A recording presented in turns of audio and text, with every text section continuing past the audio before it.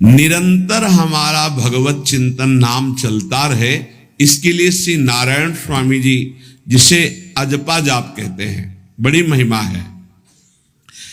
कह रहे हैं कि यदि अजपा जाप 4 वर्ष तक सावधानी से कर लिया जाए तो मुझे इसका जो अनुभव हुआ है परम दयालु नारायण की कृपा से, कि उसे 4 वर्ष में भगवत साक्षात्कार हो जाए। नारायण स्वामी को 4 वर्ष में, तो कह रहे नारायण भगवान की कृपा से इस दास को जो अनुभव हुआ अजपा जाप से 4 वर्ष में भगवत साक्षात्कार।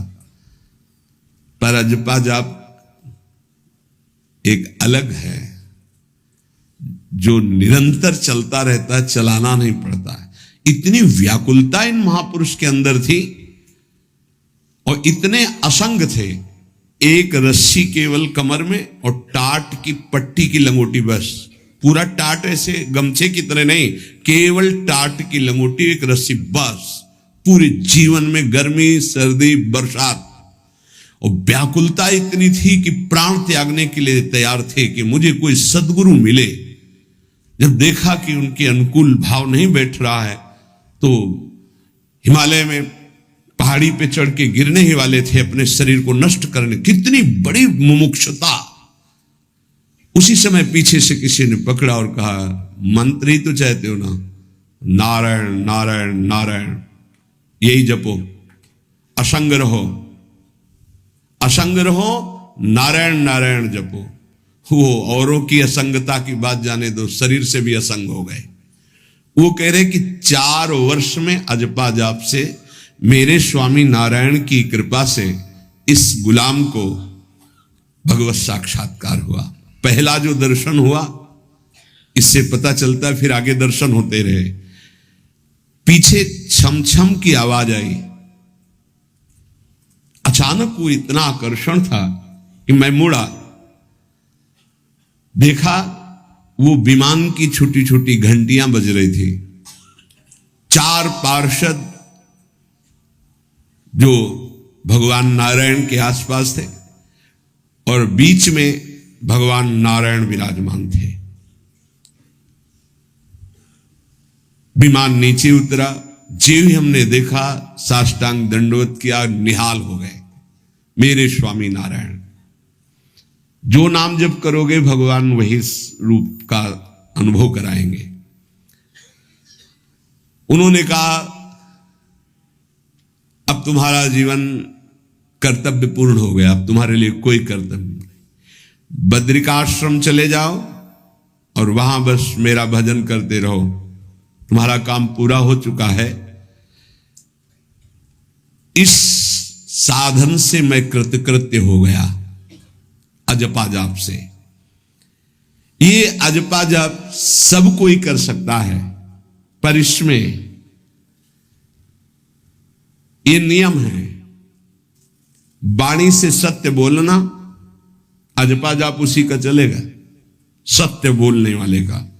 ये जब उतरे हैं भगवत मार्ग में तो झूठ काहे को बोले भाई, काहे को झूठ बोले। लेकिन झूठ का तो ऐसा राज्य हो चुका है जबान पे, मतलब समझे में नहीं आता कि हम झूठ बोल रहे।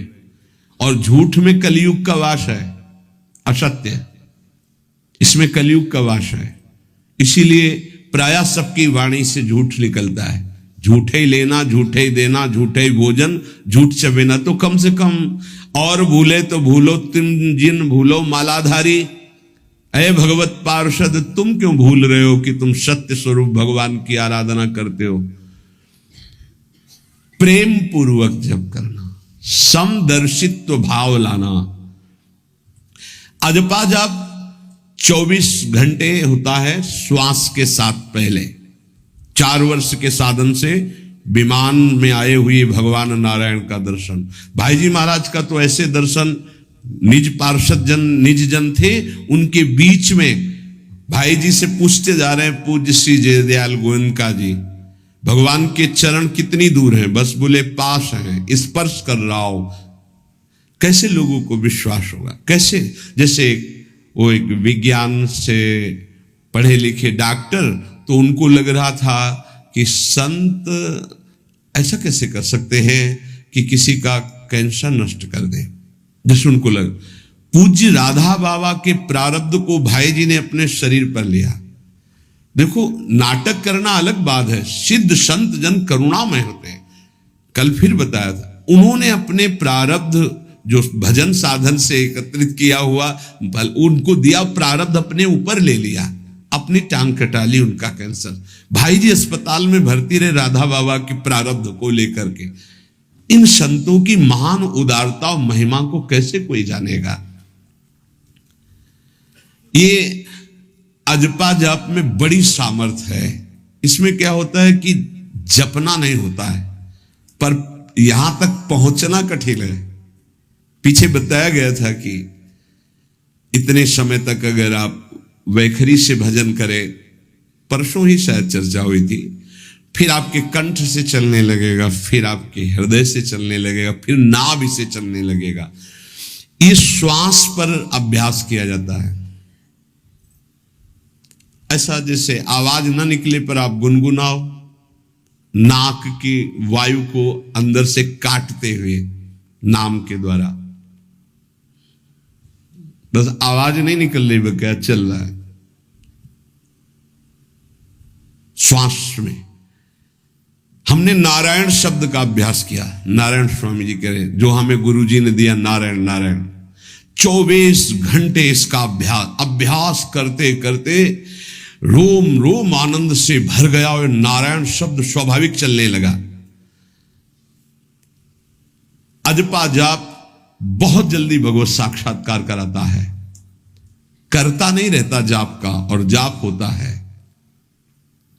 भोरी सखी जी ने भी कहा, नाम श्वास दो बिलक चलत है, इनको भेद नमो को भावे, श्वास ही नाम नाम ही श्वासा, नाम श्वास को भेद मिटा। बहुत जो चाहोगे प्राप्त हो जाएगा।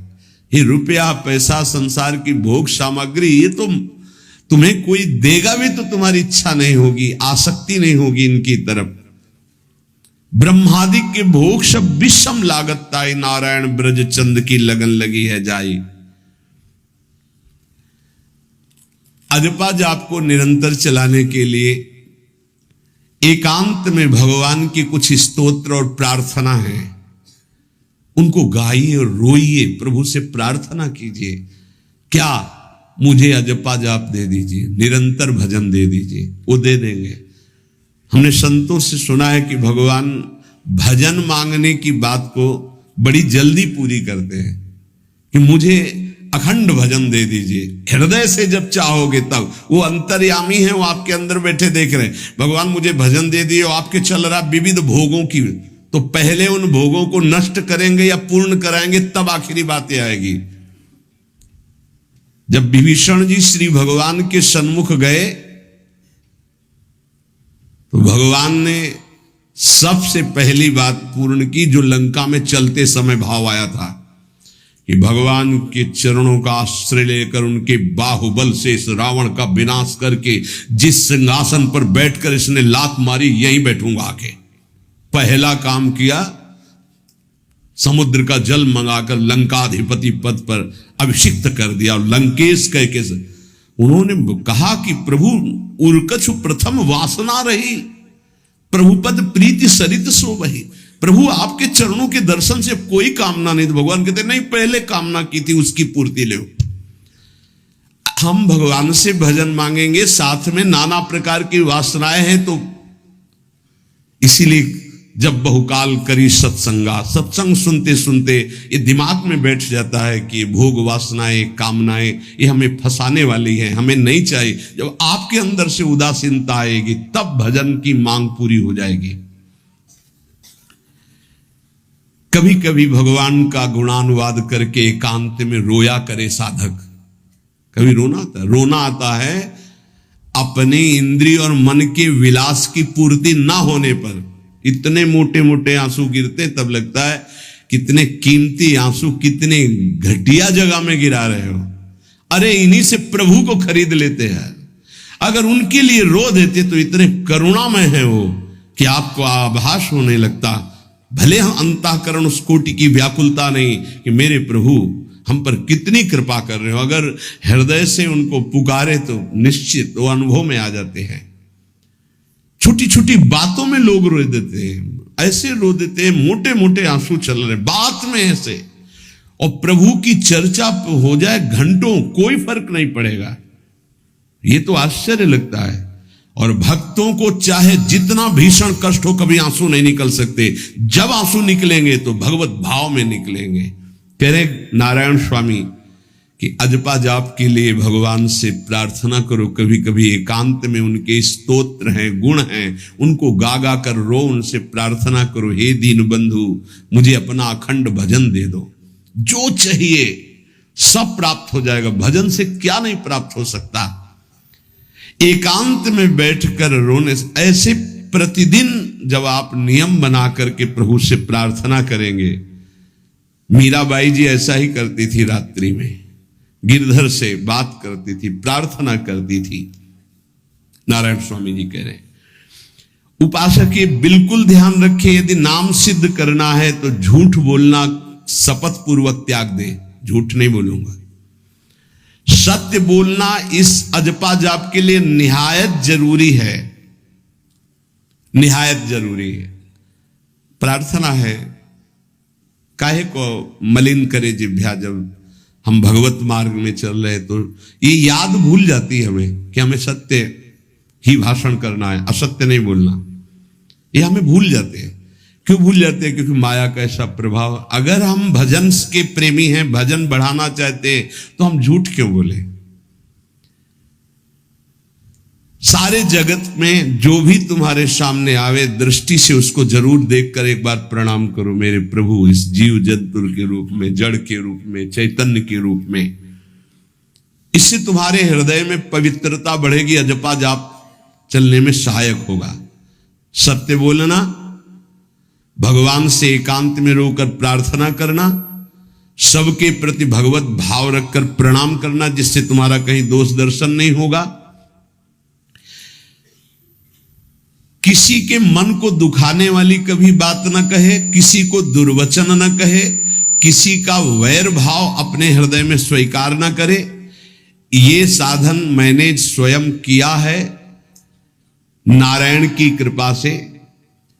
इस दास को वेदांत का भी पूरा ज्ञान है और भक्ति मार्ग का भी, दोनों का आखिरी भाव समदर्शिता है, चाहे भक्ति से चाहे ज्ञान से। सब में ब्रह्म देखना, सब में वासुदेव देखना, सब में इष्ट देखना। भक्ति विषय में भजन और ज्ञान विषय में नारायण, ये दोनों बात भक्त में होनी चाहिए। भक्ति का प्रथम और अंतिम विश्राम भजन, हर समय भजन चलना, और आंतरिक ज्ञान का विषय सब में हमारे इष्ट देव। ये दो बातें जरूर होनी चाहिए परिपक्व भजनानंदी होने के लिए।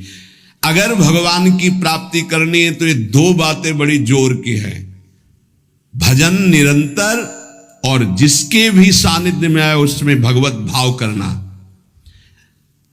मेरे नारायण ने मुझसे कहा, वो फरमाया कि उनके पीछे पीछे मैं चलता हूं जो मेरे ऐसे भजन करने वाले भक्त होते हैं। और श्री कृष्णचंद्र जी ने दयालुता में भागवत में कहा, अनुब्रजाम में हम नित्यम पुयत्यंगुरेण भी। मुझे बहुत रोना आता है बात सुनकर के कि दास की चरण रज के लिए स्वामी पीछे पीछे डोलता है। किस भक्त के पीछे? जो दो बातें यहां कही, जो निरंतर नाम जप करता है और सब में भगवत भाव रखता है। तो भगवान नारायण ने नारायण स्वामी से कहा कि मैं उसके पीछे पीछे डोलता हूं कि उसकी चरण रज मेरे ऊपर पड़ जाए।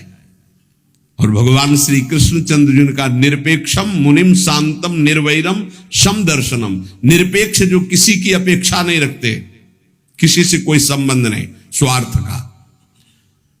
मुनिम जो निरंतर मंत्र का, नाम का मनन करते रहते हैं। शांतम, हर द्वंद्व की प्रहार स्थिति में वो शांत रहते, विचलित नहीं होते। निर्वैरम, कोई उनसे वैर करे तो भी वो उससे वैर नहीं करते। और समदर्शी, सब में अपने इष्ट को देखते। ऐसे संतों के पीछे में भगवान कहते उनकी चरण रज लेने के लिए हर समय पीछे पीछे रहता हूं।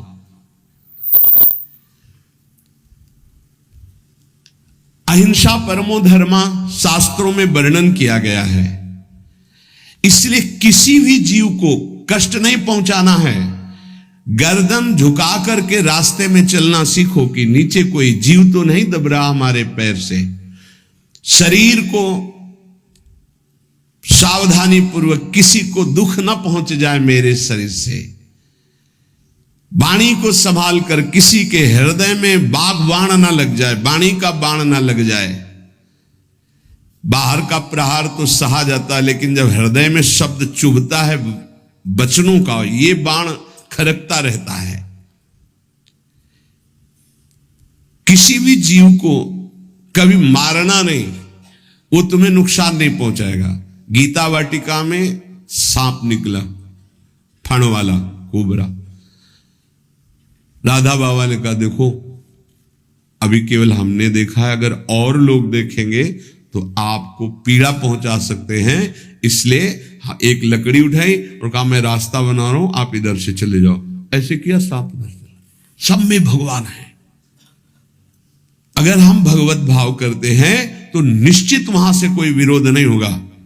जब हम भगवत भाव करते तो सर्वात्मा भगवान वहां विराजमान, कैसे आक्रमण करेंगे। जैसे रत्नावती जी के लिए माधव सिंह ने जंगली शेर पिंजड़े में बंधवा कर वहां लाए, और ऊपर से बालकनी से पिंजड़े का ऐसे खींच दिया गया, शेर बाहर निकला दहाड़ता हुआ। और वो पूजा में थी ठाकुर जी के। संतशाला में बहुत से संत विराजमान थे। दासी ने कहा महारानी सावधान, सिंह। आरती करने जा रही थी, मुड़ी और कहा नहीं, सिंह नहीं, नृसिंह। हमारे भगवान नृसिंह देव पधारे। और थाल लेकर मुड़ी तो जैसे सीधी गाय ऐसे खड़े हो गए। तिलक लगाया, आरती की, प्रणाम किया। सिंह घूमा और छलांग मारी ऊपर, जो बालकनी में राजा के पार्षद उसको बंदी बना करके लाए, सांप को फाड़। और जंगल में किसी संत को, रत्नावती जी को या किसी, वहां कोई क्षति नहीं, लेकिन जो उनकी क्षति के लिए लाए थे उनके लिए वो सिंह, इनके लिए वो भगवान नरसिंह।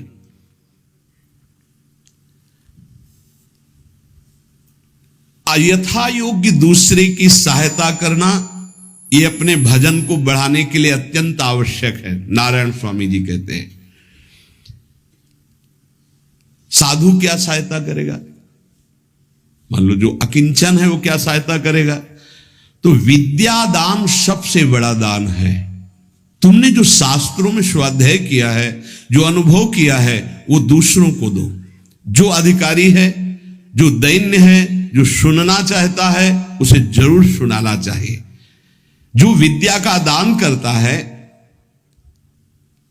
भगवान का भजन बहुत सहजता से होने लगता है, दूसरे को भजन में लगाने की बात। इसीलिए जैसे आप गृहस्थ में हैं तो आप अपने परिवार के छोटे बच्चे बड़े सब 5 मिनट आप राधा राधा कहिए, आप 10 मिनट भजन कीजिए, आप स्वयं कीर्तन कीजिए, पूरे परिवार को सुनने को मिले, बहुत लाभ मिलता है। सब अगर नगर कीर्तन करें तो लाखों लोगों के पाप नष्ट हो जाए, आपको बहुत जल्दी भगवत प्राप्ति हो जाए। ये साधन होते थे। अब क्या हो गया कि इतनी भजन के प्रति लघु बुद्धि हो गई कि शर्म लगेगी कि हम पूरे गांव में कैसे कीर्तन करें। जो शर्म लगने वाली बातें उनमें शर्म नहीं, नाम जप में शर्म लगेगी कि हम 10 लोग मिलकर नगर कीर्तन करें। पहले ऐसा था, प्रातः 4 बजे गांव के 10-20 लोग बड़े बूढ़े मंजीरा लेकर, ढोलक लेकर के आसपास गांव में फेरी देते थे, जिसे प्रभात फेरी कहते थे, और वो नाम कीर्तन करते हुए कितनी सुंदर प्रथाएं थी। शाम के समय रामायण या भागवत की कथाएं, कोई जो पढ़ा लिखा है वो सुना रहा है, 10-20-50 ऐसे आसपास के घरों के लोग बैठकर भगवान की चर्चा सुन रहे हैं। ये जरूर करना चाहिए, जो भजन के लिए बहुत उत्साह बढ़ता है। ध्यान करते समय, भजन करते समय मन तुम्हें घुमा घुमा कर माया में फंसाएगा। नारायण स्वामी का अनुभव। तुम्हें उसको घुमा घुमा के भजन में लाना है, ये युद्ध करना है। मन ने जो मांगा वही हम देने के लिए तैयार हो जाते हैं। ध्रुवदास जी कहते हैं, मन अब तक तूने जो कहा मैंने किया, मैं जो कहता हूं तुम्हें करना पड़ेगा। थोड़ा तो हिम्मत लाओ मन से लड़ने के लिए, और किसी से लड़ने की जरूरत नहीं। मन को जीत गए तो सच्चे गुरु बन जाओगे। मन को जिसने चेला बना लिया वही सच्चा गुरु। नहीं, मन के सब चेला हैं, कोई बिरला ऐसा है जो मन को अपने शिष्य बना ले। बहुत ध्यान दीजिए, लाखों बार प्रश्न आते हैं ये। मन जब तुम भजन में बैठोगे तो घुमा घुमा कर माया में मारेगा, आपको वहीं गिराएगा। तुमको ये करना है कि उसे घुमा घुमा कर नाम में लाना है। चल राधा राधा राधा, तेरी एक बात नहीं सुनेंगे।